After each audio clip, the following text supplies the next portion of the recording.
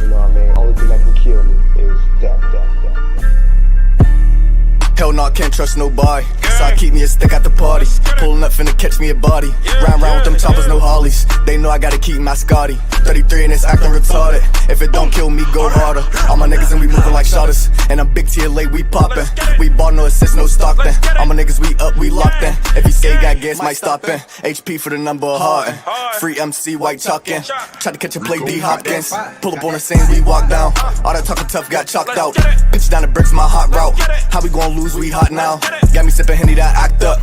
Get it by the load, no Mack truck. Put your ex on my sack up. Bitch out of line, I'll smack. Welcome to Pittsburgh Chatter, where I do interviews where I want, whenever I want, with who I want. Today I got a special guest, SoulfulTone. How's it going, bro? I'm good, bro. How you doing, man? I'm good. Is it all right? So I said it right, correct? Yeah, SoulfulTone. Okay, all right. Yeah. So first I want to start off. I see you as like you had the afro on. Yeah. What was this Halloween? Was you Jackson 5? What the hell was going on with this? That's actually from my upcoming project. It's going to be called Various Tones, and on there I got 8 different genres of music. And so not the project that's already out. No. Yeah, this is a new one dropping on my birthday, December 20th. Okay. I got that dropping. So that's for one of my songs, Soul Funk. So if anybody's been to some of my performances, I've done it about 2-3 times now. You feel me? So that's just I won't call it a costume, but it's like a marketing scheme. Yeah, for surely. You know. Okay, because I was wondering, because when I seen that, I was like, oh, that's gonna be the first question I asked. Because I was like, this is for Halloween, but wait, this is a little bit before Halloween. Okay, I got you.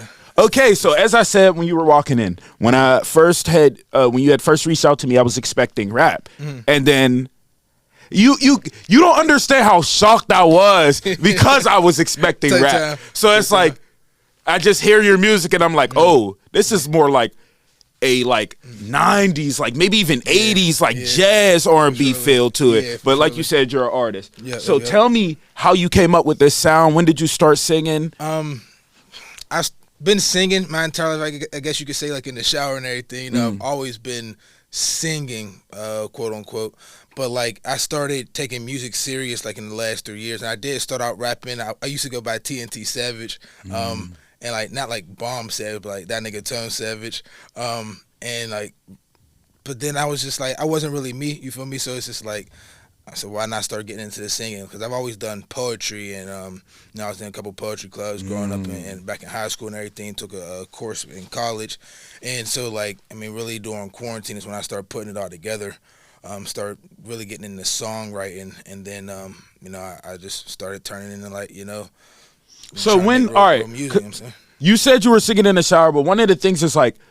When we sing the shower, everybody's not good. When you're saying that, how did you realize you were good? Like, when was that moment? It's pretty much based on like people's reactions. Like, if I was singing like, I guess I started singing in the shower as a youngin', but singing around the family. On some joking shit? Yeah, like on some joking, or just like on some singing along the song. Back in the day, I was in Crossroads and everything. I don't know if you ever heard of Crossroads. But like we had this trip to St. Vincent, and me, my boy Shane, a couple others, we would be just singing on the bus and everybody hyping you up. We used to do that, what's that Weekend song? Earned It. And feel me? So it's just like when you get certain reactions from people like, oh, I like your voice, man. You got a nice voice. Hear that enough times and you're gonna be like, maybe I like my voice too type times. Because it's like the first couple times you like, y'all might be joshing. But then you keep hearing it from people you ain't never even seen before. Okay, got you. That validation definitely helps, keep that train rolling. But you, one thing I want to say is like you don't have like, you have a very unique voice. Like it's almost the epitome of like a baritone type voice. So when like, for people that aren't aware, that would be like people like, Frank Sinatra, people in that lane that have that real deep voice. Yeah. So, but then I hear you sometimes you can hit the high notes and go up high. So like, explain this. Does this take practice or this was just natural? For real, I say it's natural because I still don't even know how to control my voice. So, for real right now, like your voice is an instrument just like anything else. There's a lot of techniques, like learning how to use your voice that I haven't really even tapped in yet. So I would say it's natural and just kind of like playing around in a sense. But like very soon I plan on taking vocal lessons so I could like really learn how to control and use my voice as an instrument for sure. But the high notes and everything, I can't hit them in all keys, but there's certain ones that I am comfortable hitting.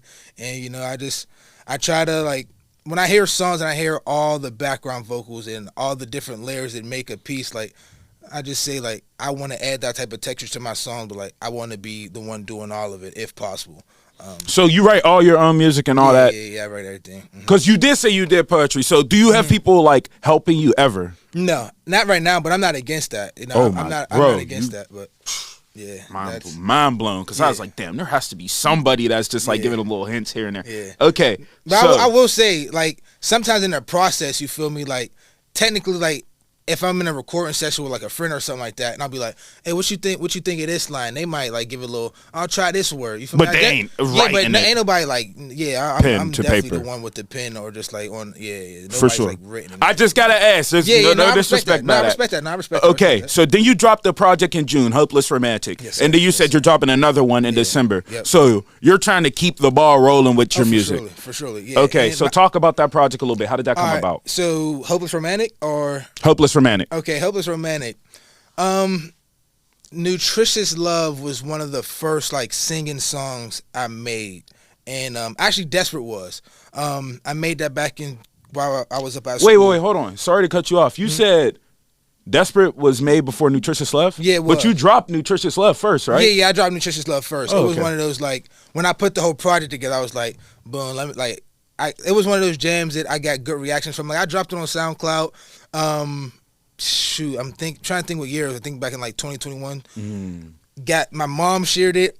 All her friends on Facebook was rocking with it. You feel me? Like it's And not if the old heads mess with that's it, what I'm saying, bro. yeah. So like I dropped it on SoundCloud. I posted it one time, and like 200 views is not a lot, but to post something one time and then like that's obvious. When you've it's not, never done it before. It's not like 200 people weren't going to listen to it. It's like it's a couple people listening to the song multiple times. So it's like, you feel me? I just.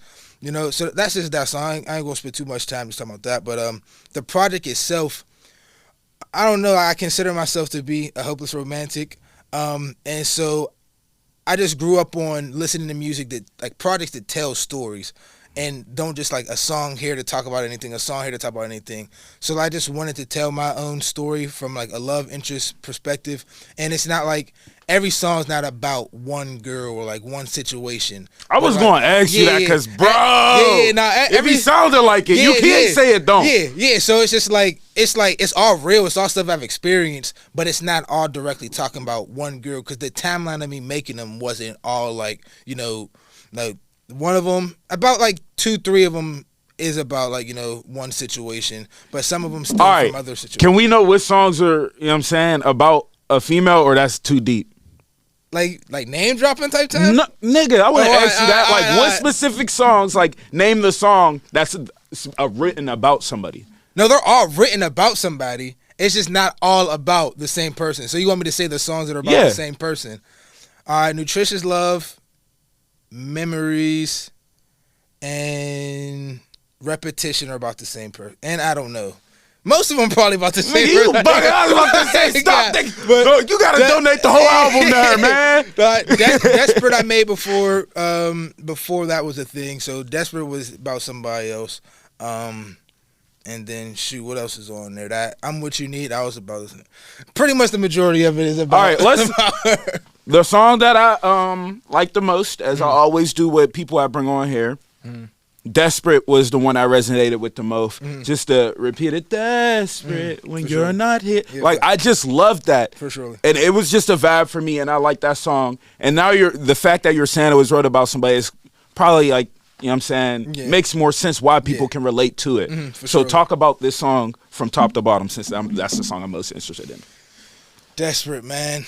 I'm a lover boy, for real. And so it's just like sometimes I get too attached in a relationship, and I don't always water my own plants when I'm dealing with somebody.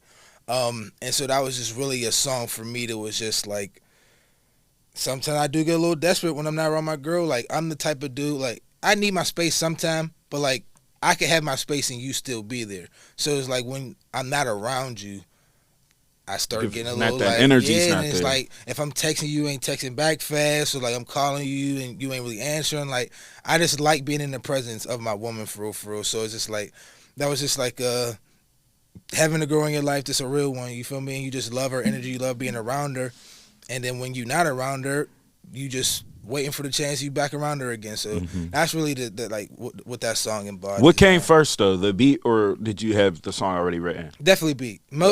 I mean, 90% of the time it's always like I hear a beat, then I start writing to it. Or like it's not even straight like pen work all the time. Sometimes I'll just hop, like I got my own setup at the crib. I'll just, get a little flow going and then like maybe write a little bit. I mix it up for it's never like the exact same process every song. So what is all right, so I'm kind of all right, because I don't want to make your head too big with this comment, but like what is your goal with your music? Like, because like you keep going, you might end up with one of those songs that gets like played over time repeatedly, like a wedding song, or like you get what you have that type voice. 100. So I'm saying, like, what is your goal with your music? I don't really want to put like a limit on how big I want to go, but for me, I don't personally crave like the level of fame where I'm walking outside and like everybody in the world knows me. Like people running across. Too much. It's like I don't want to lose some of like the experience of life where there's privacy. Like, and I don't want to necessarily live under a microscope, but I also don't want to limit what I'm supposed to do here. Like, so like honestly, because I don't plan on just being an artist. Like I want to own my own record label as well.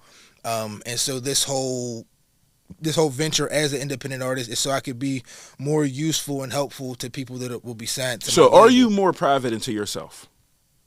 That you would say more or less? Yeah.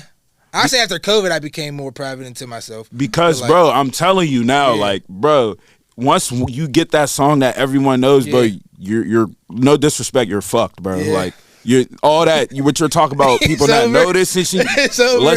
Bro, all right, you want an exact example of like somebody, now I hate comparisons here, but Brent Faiyaz.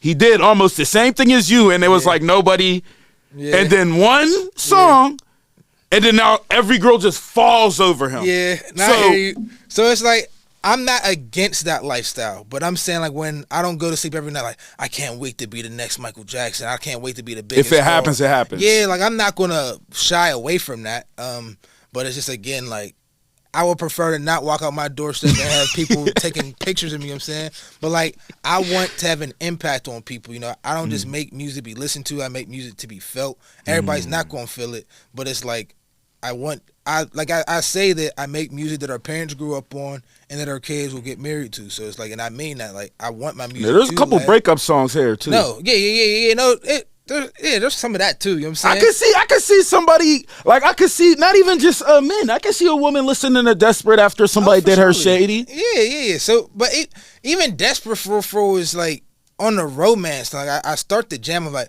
24/7, my mind's focused on, like, so that in itself is a romantic song. So the project is in order of like Nutritious Love, boom, like I got the girl, like this is I got the girl. Desperate's a little bit like I got the girl, but I just can't, like, I love being around her. I get it. That's not your goal, but here's the problem with it. A song reminds people of someone. True. So when that song reminds you of someone, depending on how you feel about that person is the feelings that you'll attribute. True. No, I hear that. No, that's respectable. Fix, So you better, as long as they ain't listening to one of the, Hey, how music's meant to be interpreted however you interpret it. You know what I'm saying? Everyone's going to interpret it differently for sure. Like, I don't mind it. I'm always going to have my intentions behind it and voice my intentions, but I'm not going to tell you, no, I don't feel this way about the jam. If this is what my lyrics make you feel, then, I mean, at least you felt something. You felt something. So. Okay, so I wanted to ask this question because it does, I'm just not sure nowadays, so I have to ask. No auto-tune, right? There's parts like reverb and stuff with the songs, but I'm saying you don't go on with the auto-tune. No, there's definitely a little bit of auto-tune on my stuff. Like, I don't got like a pitch-perfect voice or nothing like that. But because I just heard you go, and it sounded like you don't. No, so there's auto-tune present. A lot of times, it kind of depends on the song. Like, it does vary. Like, certain jams, you need a little bit more tune, feel me? A little bit more pitch correction. Certain jams, you want to have more of a natural flow, natural sound. So you might not have it on there. You might just have it, like, at a real low tune speed, like on, like, I don't know, like 100 or something. So it's present, but it's not really working. Yeah, the amount of it isn't like how some of these artists overdo it. It's not on like a mega amount. No. Okay, on most of my for songs, sure. It's not. Yeah. So, the next thing I wanted to know is like, you're not really making music for this generation at all. Like, so who are you making it for? Like, if they tap in, of course you would love that. Like, who are you actually, like, what genre of people are you making music for? Honestly, like, I'm at this stage where I'm just making the music that's like in my heart and my soul, you know what I'm saying? So it's like, I'm not making music for the now because typically that's not what sticks. So it's just like, my goal is to stand out, but at the same time, it's just like, give people the music that represents me. You know what I'm saying? So it's like, I feel like I'll get to the stage where like I'll make some jams like for the club or for this setting or for that setting for this group of people. Again, like this next project I'm working on, Various Tones, is giving a little people like taste of all like my versatility essentially. So it's like I can make all this different stuff, but the purpose of Hopeless Romantic was just like I'm putting out a project that fully represents me, my whole lover boy lifestyle, and like, you know, the soulful tone, like why I'm soulful tone, like that's what I wanted that first project to be. So I'm making music for myself still.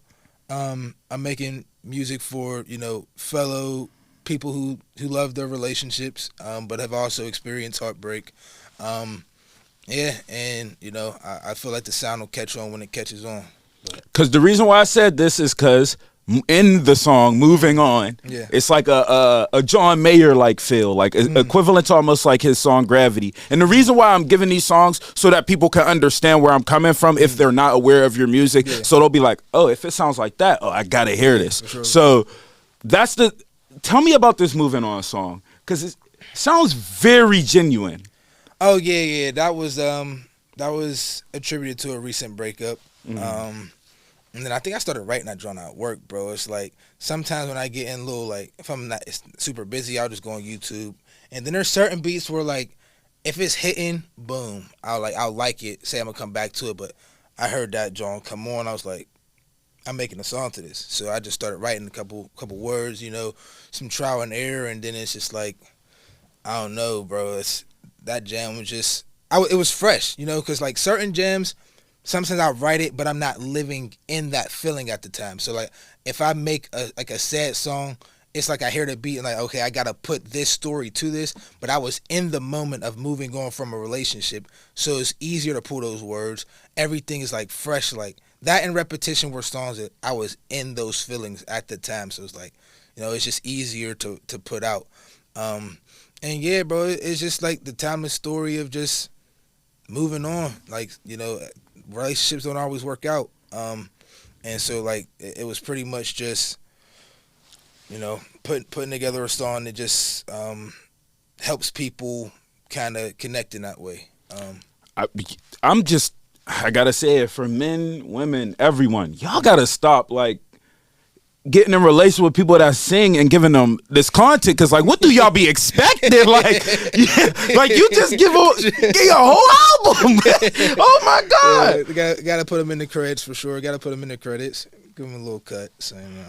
So what song do you feel Nutritious Love is the song that you feel as if everyone knows you? No, we got to go to Close to Me. Who is this person that you did the perfect duet? Yeah, no, that's perfect. My girl Nadia. I went to Howard with her. She was in the Howard Gospel Choir. Oh, you weren't perfect. I know to no, put that in them. She's different. That's the only song I got with her. No, we got one more in the cuts, but I don't know. It's only our second jam we made. It's a little anything real. But yeah, no, that was we made that.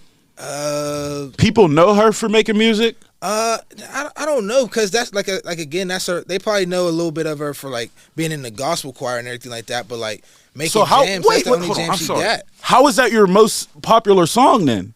I don't know if it is it. Yes, bro. When you go to top songs on Apple Music, it's Nutritious Love, and then like. Either one of those two, yeah. Yeah, I don't know. It's been out the longest, and it that might be. Okay. Yeah, we dropped that like 2021, I think. So it's definitely that's the reason. It's definitely been out the longest. And I'll get it. I mean, if we get time, I'll definitely touch on that. But marketing is not my strong suit, so I've been real heavy on just dropping a song, post about it for a week or two, and then move on. And that's not something that we marketed well. It was kind of like a spontaneous, like, I mean, her and a couple of my other friends were just in my dorm room, and then found the beat, made the song, put it out there. You know that wasn't recorded in a studio? No, that was just in my dorm room. And then I good sent quality for a demo. I sent the stems to my to be with the heat. Oh, to make it a little bit. And, okay. He definitely gives it that studio sound. Feel. You know, it definitely makes it sound a little bit more official. But we recorded that in my dorm room for sure. So. And so when you guys were making this song, like, what was the inspiration, or you guys really just sat down and knocked it out? Yeah, it was really. It all started with, like, as soon as we heard the beat, I just tell me what I gotta do, ain't you close to me? And then as soon as I like hit those lyrics.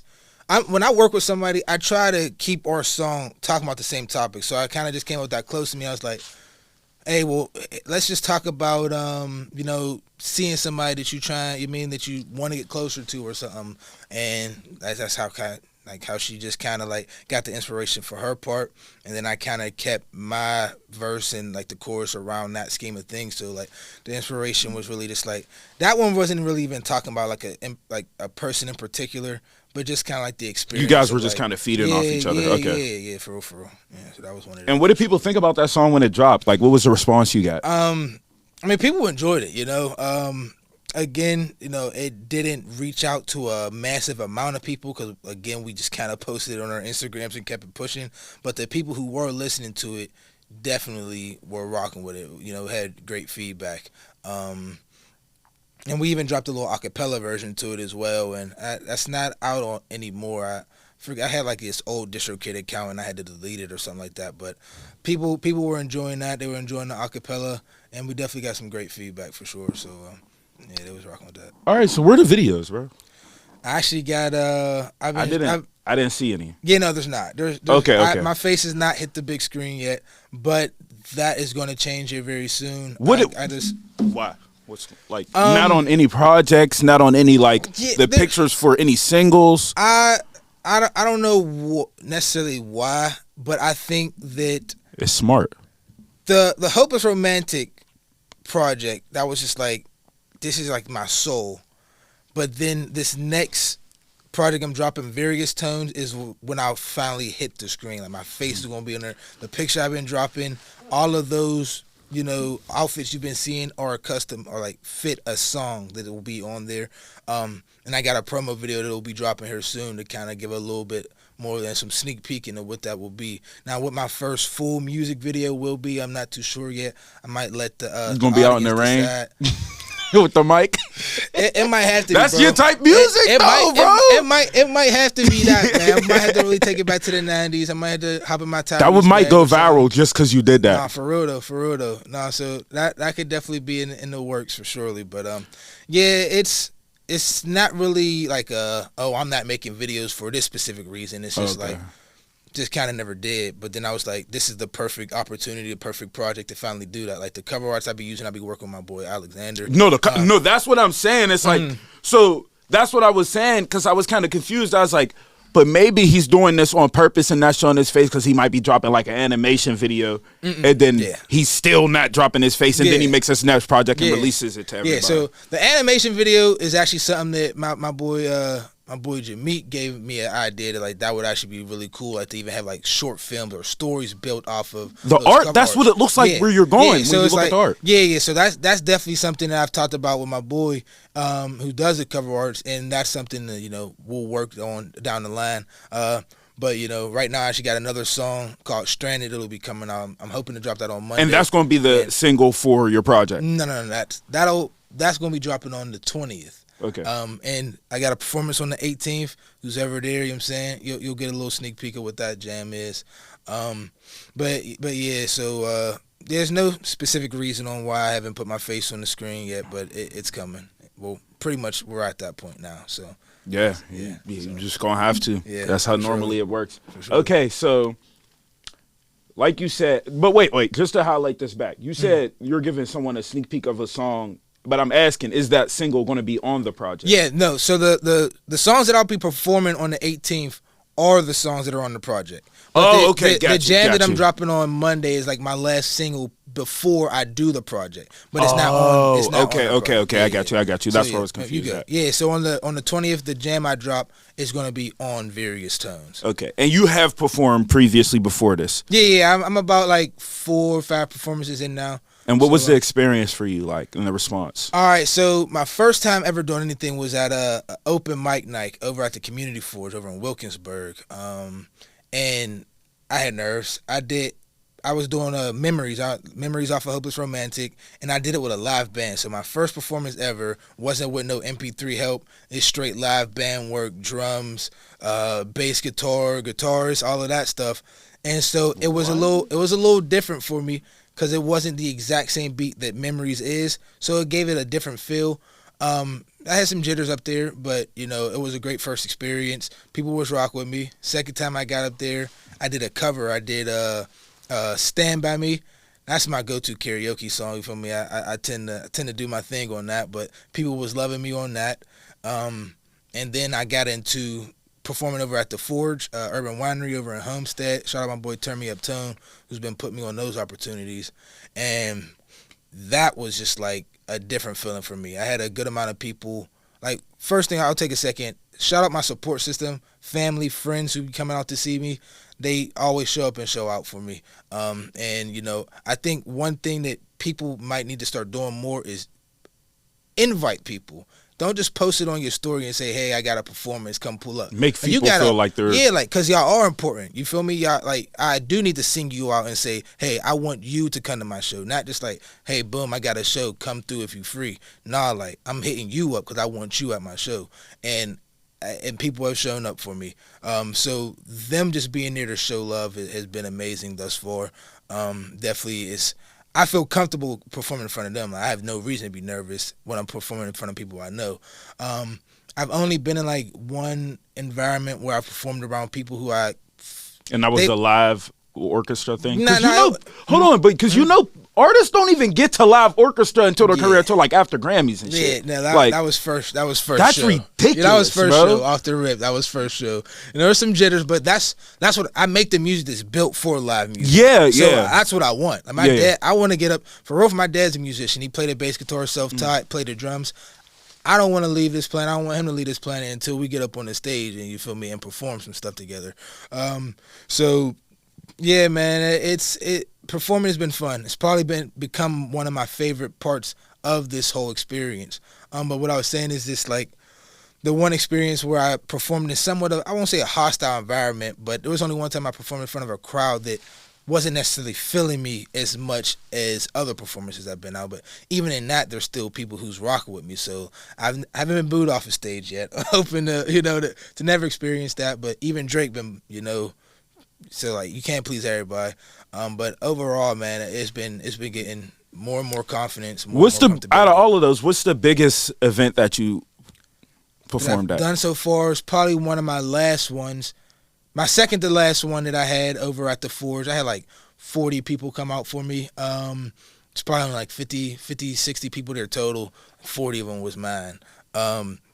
And that was probably the best show. I wasn't supposed to headline, but because I brought so many people out, it was some of my old heads. So after I went, they was going to kick rocks. You feel me? So we kept them there a little later. They let me headline instead. And I did a couple extra songs that I wasn't even on the set, bro. And it was comfortable. I don't know if you saw the pictures. I got the live up on my page, but it's when I was rocking that linen suit with the blue shirt and the bow tie. And I saw it's in my reels. Probably 35, 40-minute video for real, but that whole performance is there, and that was fun. I did about 7, 8 songs, and yeah, it was a good time, man. So that was definitely the biggest one so far. All right, man. Well, at least you said that now you're not nervous because you see friends and family, a lot of faces that so it's easier to just be able to go out there and perform. Yeah. I haven't seen a lot of collaborations. It seems like almost you kind of just lock in with yourself, and you really don't. And it's kind of you really don't need them, to be honest. It's it's not that I don't think I need them. Duets are nice, though. Yeah, no. It's not that I think I need them. I want them, though. I think even on my page it says open to collaborate. I'm a collaborative spirit, bro. I love working on music with other people, bro. So, should connect you with him. Hey, bro, I want to work, you know what I'm saying? Like, especially with people from my city. There's so much talent here that is not just rapping. Like, we got some tough rappers, but we got some tough people in a lot of different areas of and music. that's what I'm so glad, like, also, like, I'm able to do this, because now, once I drop your interview, people are going to, like, click on your music and be, bro, they're going to be shocked how I was shocked. There's no fucking way. And I'm not going to be, you're going to have a lot of people reaching out to you. I promise. Bro, trust me, I promise. Bro, people, like, all right, so I'm not going to say people don't know about you, like, because I didn't really know, I'm not going to lie, until I looked and did the research. For surely. This, I promise you, because you see how I push niggas interviews. I don't play, bro. For sure. I don't care. For sure. You ain't got to post it. I'm a post. Nigga. I'm a post. That's a Facts. fact. Yeah, no, and again, the reason people don't really know is because my form of marketing has not been great. You got 3 posts on your fucking IG, bro. I'm aware. I'm about to change that, bro. I'm about to get more dedicated, bro. It's just like, there's certain aspects of this where I haven't been consistent, because it's not where my full love is at. Like, I love making music, the process of making music, but the content, creating videos, coming up with ideas to make videos, and, you know, I know there's simpler ways to go about pushing your stuff. Like, you can schedule it, and you don't gotta just be sitting on your phone every single day. But it's like, that's an avenue that I haven't fully explored tedious yet. It is, and that's why, like, I'm a guy who wants to know how to do everything myself so I can, but I want a team. I'm not a guy who's like, I want to make it on my own. Like, I want to have a support system. I want somebody who is an expert at marketing, somebody who's an expert at videography, somebody who's an expert at cover arts, and I want to be in a part of a team. Like, I don't think I gotta make it on my own, because it's like, why? Like, why? Like, you know, it's a nice feeling, but, like, I don't have to do it that way. Like, I would like to be around people who are experts at their field so I can learn and be able to, you know, do this stuff if I don't have nobody. But it's like, I'll make the music. You know how to push it. You know how to record it well. You know how to do this. So it's like, let's work.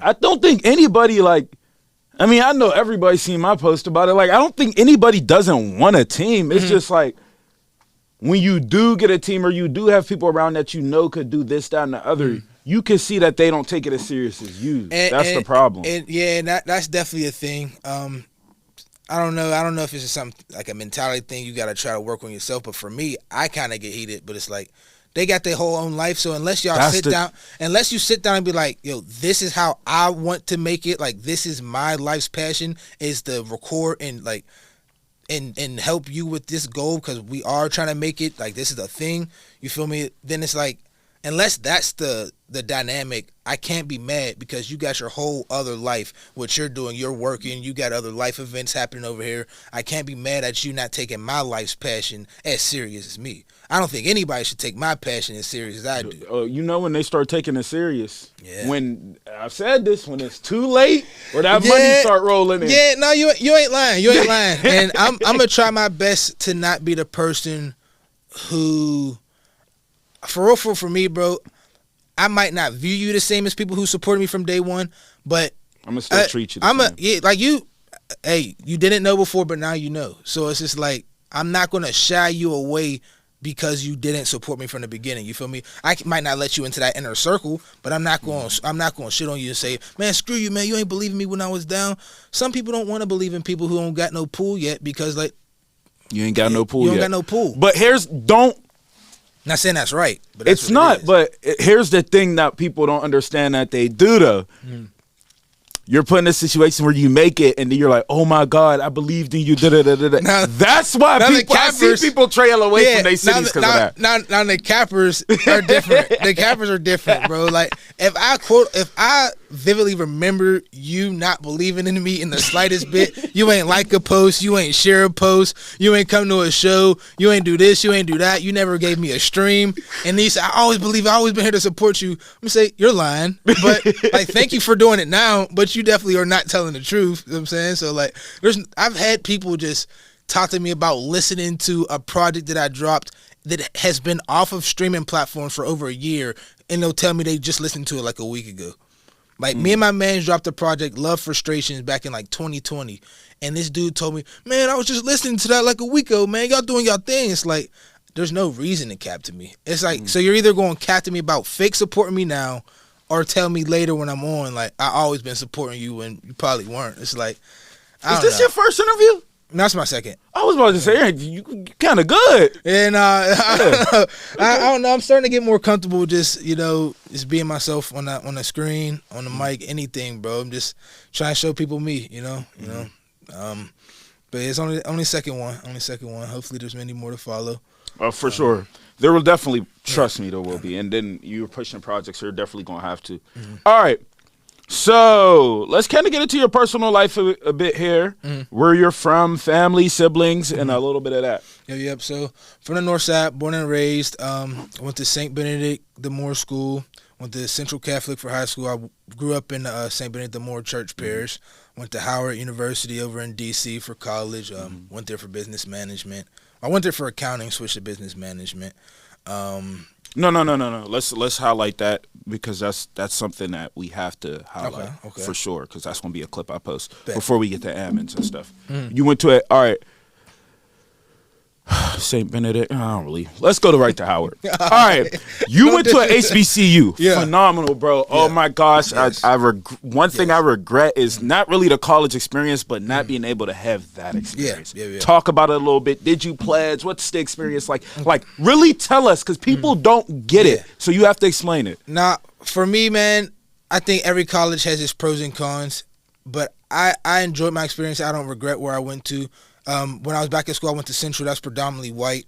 But I mean, obviously, you got your African Americans, your different, people there. But what the most favorite thing for me about Howard is I had to come into myself there. Like, you can't just be black here and like that's not a conversation starter because everybody's black.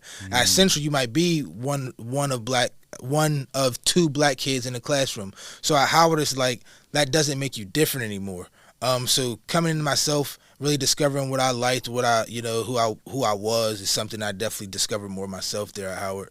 I played football there, so I didn't play. You played football at Central too? Yeah, I played football at Central. Yep. Forgive me, I forget his name. What is his name? He passed, but he used to be at Ammons with us. He went to he was phenomenal football. That was him. Boy. Yeah, okay. I went to school with him since I was like.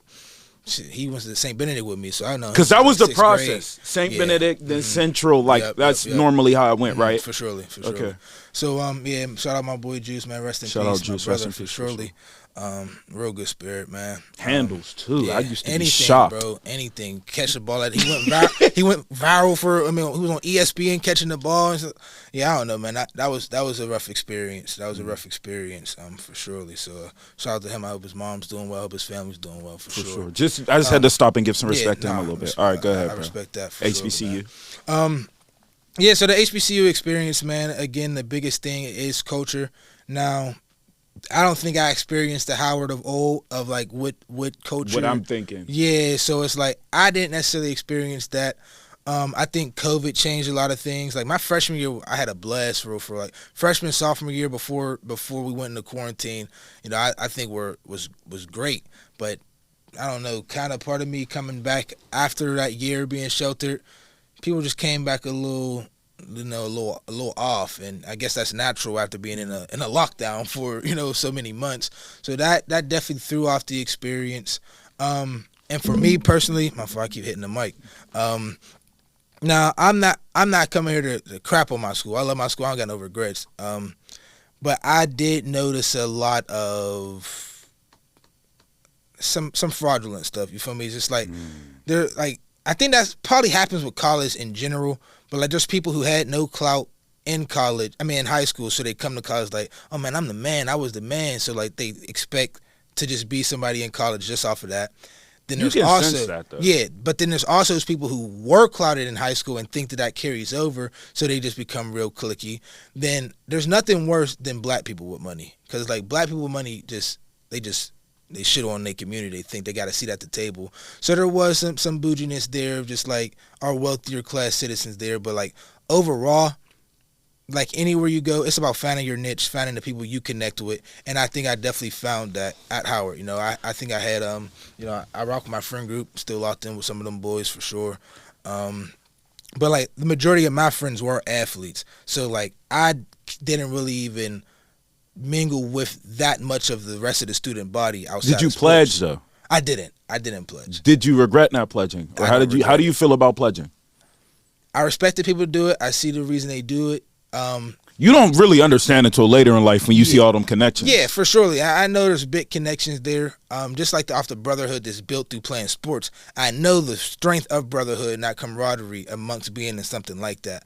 But me personally, I couldn't get with that. You know, like, I think 90% of people who say they didn't pledge but wanted to, the thing holding them back is the hazing. You can do the paper shit though, but nobody respects it. Yeah, you're not looked at the same. Like if I pledge in grad school and I don't got to do none of the hazing stuff, I'm an old man in there, bro. They're going, oh yeah, like the conversation's gonna snap. Like as soon as I say I'm a grad chapter, the conversation's probably like, oh cool, that's what's up, bro, and it's over. Like because you don't share none of them same experience for real. So it's like, I personally couldn't get down with that, you know, the hazing. I don't know exactly what was going on, but I know stuff was going on. Look, I don't know too much about the male side and what they, but I know them deltas and AKAs. Man, oh my God.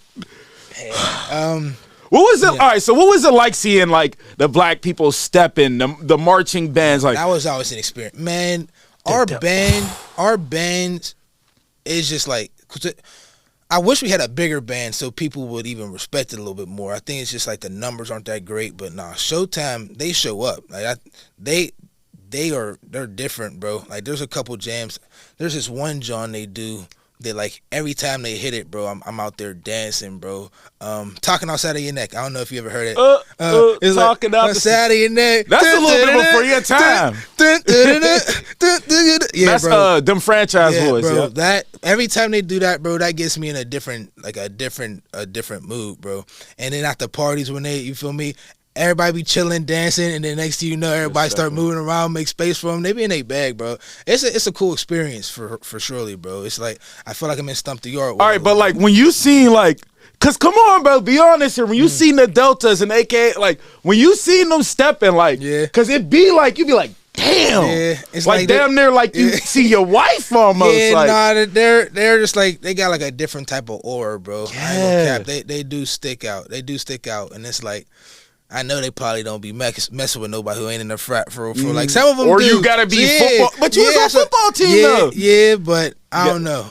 You know what I'm saying? Well, I know the deltas is picky, but you gotta no. Let me not even. I gotta cut that. That's gonna kill me on the internet. I say that shit and try to make bro. I ain't trying to get nobody in trouble here or nothing, bro. So how many years of football? Let's just a little bit about football. Central too. So yeah. So I'm a biggin. So I only played like 1 year as a kid. Played for Gasuda. Stopped playing, moved to hoops. Started playing football again when I got to high school because there's no weight limit. Played there for 4 years. Didn't really play senior ball. Didn't play varsity ball until my senior year. I mean, if you know Central, you know they always got a loaded roster. Yeah, so it's like you know really. Yeah, so I didn't really start playing varsity football until my senior year. Got an offer to Howard my junior year. Committed there before I even played a senior snap. And I kind of made them connects when I went to the Black College tour. And I only played like one real season at Howard. I started my freshman year. I played right and left tackle. But I got bad knees. The funny thing is with music, one of my first jams, I called it arthritis because like I real life got arthritis in my left knee, and I've had it since like 20 years old. So that definitely kept me a little limited. I had a couple surgeries there, and so my sophomore year I tried to play a little bit after a surgery. Decided I got to get another one for real. Then COVID happened, knee never healed properly, came back senior year and kind of medically retired and just helped out on the filming side of things. But football, man, football's an experience. I mean, it doesn't sound like you loved it though. No, I wasn't. Football for me was really just like I had a chance, like I could go to school for free for it. I'm a big body, you know what I'm saying?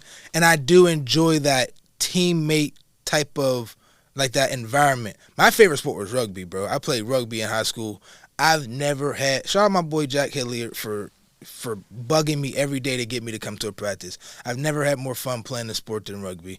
But like football itself is like, for me, I didn't have that passion to be an offensive lineman. Like I was a big dude, but I feel like I had the athleticism. I was supposed to be doing something else if I went on a diet or something. So it's just like, I knew that, I'm going to block some people, you know what I'm saying? And it's like, I'm always going to try my best while I'm out there, but it wasn't like my dying passion. Like the whole making it to the league, that was gone by like 10 years old. I wasn't worried about going to the NFL no more. So sorry to my teammates who hear this. Like, I tried when I was playing, but it wasn't like my number one passion. Like, now that I've found my real life's mission, my passion, what I'm trying to do, there's really times that I miss playing football. What degrees did you leave with? This is a business management degree, a BBA. Okay. And like I said, I went there for accounting. I had an internship in accounting coming out of high school. As far as grades, never a problem with you. School was always easy. No. I ain't gonna put out my GPAs, but they were nice. They were. What do you mean? All right. Well, coming out of high school, I had like a 4.36, and then I had like a 3.67 in college. Bro, we gotta, as a black people, we gotta stop doing that shit, bro. Come on, bro. Niggas be proud to flex they 2.5. 4.5. Oh yeah. So I was in a couple honors classes back at Central. So I graduated like a 4.36. And that's hold on. That's at Central. Yeah. And I've had people, and they don't tell you it ain't easy. That's different. No, Central's definitely different. And that's why for me, my freshman year at Howard was slight for bro. I mean, I've never felt more prepped. Like, it was slight for really. The only reason I wasn't in that 3.7, 3.8 range to graduate is because I went through a pretty dark time my sophomore year when I was dealing with my knee injury, bro. You know, that mix of seasonal suppression, like injury, depression, all of that, just the way football was going and life was in a dark zone. I had like a 2.6 that semester. I wasn't really going to class. And that really did stunt my GPA. But, I mean, after that, I was getting like, 3.8s per, You got a 2.6 while you was down. That's another flex. Yeah. But I was down bad, you know what I'm saying? But you feel me? Overcame that. We see better days, of course. Okay. So, but, great. School has always been something that it's not that I love school. It was really my mom's and grandma's, bro. Like, grandma went a 4.0, so she see a 3.6, 3.7. She like, where my 4.0 at? I'm like, I'm sorry, Graham. I tried. But but that's just good to show that the standard that they hold you at, though. That's sure. Positive. Yeah, 100%. You don't understand. 100%. Again, more stuff you just don't understand until you get older. No, you ain't lying, bro. You ain't lying. There's a lot of people out here that ain't that's on a different path, I'm clipping that. 4.6 is crazy. Yeah. Nah, 4.36. 4.6. Yeah. I'm just playing. All right, so don't start padding. Family here. Talk about them. You said they've been very supportive. So talk about family here a little bit. All right, so right now, again, I stay over on the north side with my moms and my dad still. And so family here who have been coming out to support me. I mean, we got my grandma showed up for me, my aunt, my cousin Malaya and Damien. That's my core family right there.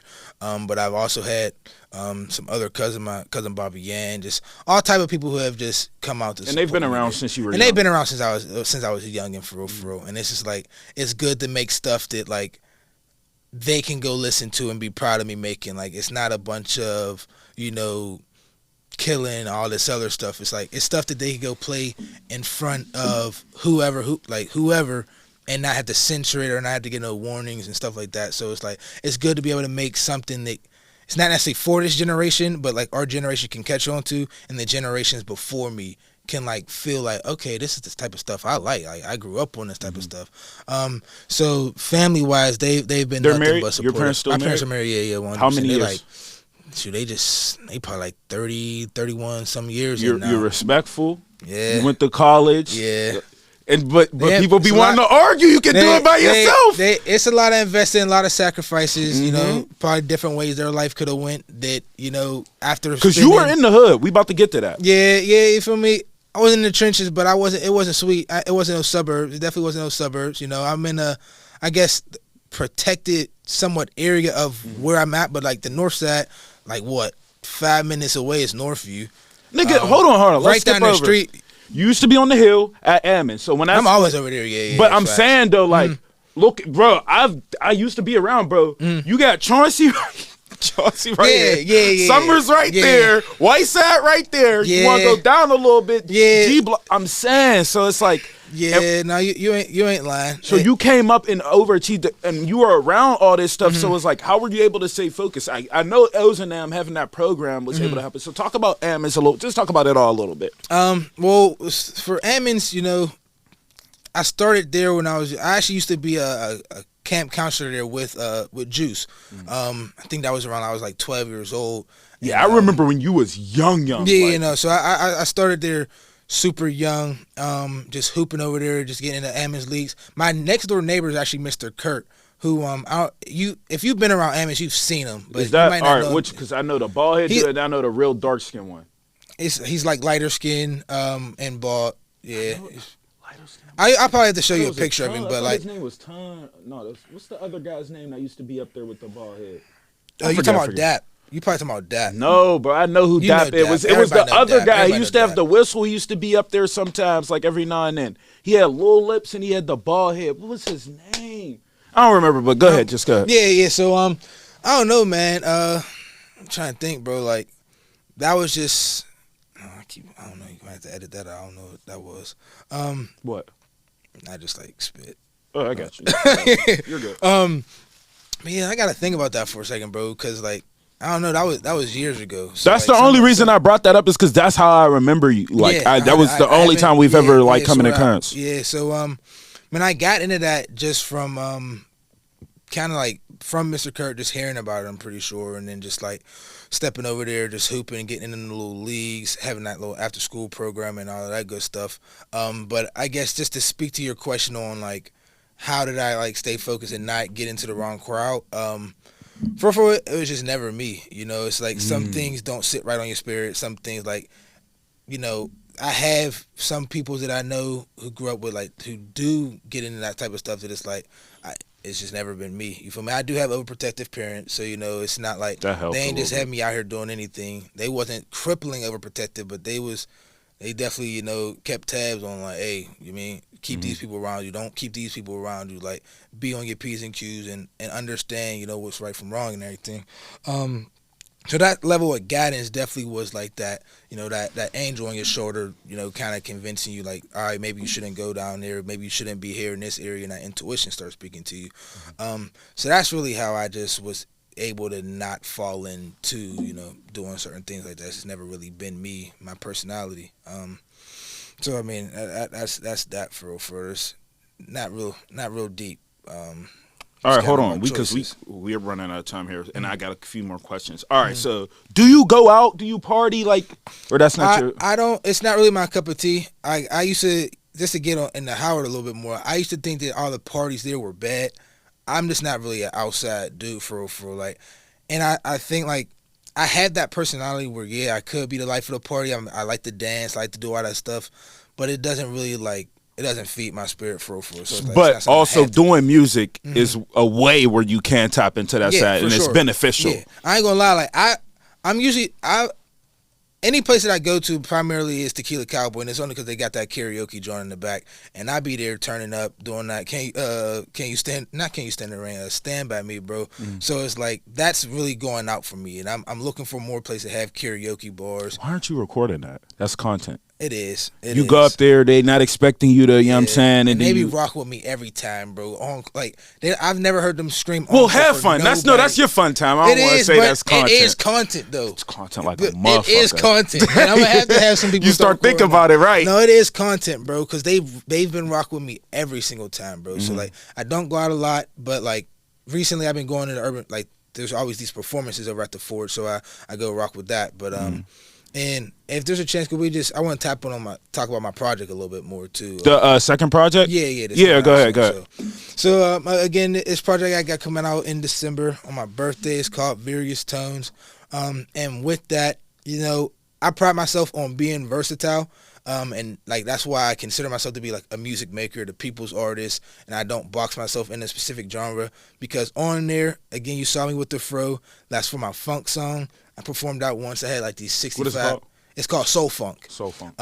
And so I had these like 65-year-old men come up to me after the show and was like, "Hey man, hey, love you, bro. Keep doing your thing." You feel me? And it's just like you're probably not seeing that a lot because you know that's just a sound that they haven't heard since. I mean, there's probably young bulls and stuff. So it's like, I'm gonna start out the project with Soul But it's Funk. like fresh at the same time. Yeah. It's like it incorporates a little bit of new age, but still keeps it like you know gives you that you know that feel that it's supposed to give you. How many songs? It's 8 songs.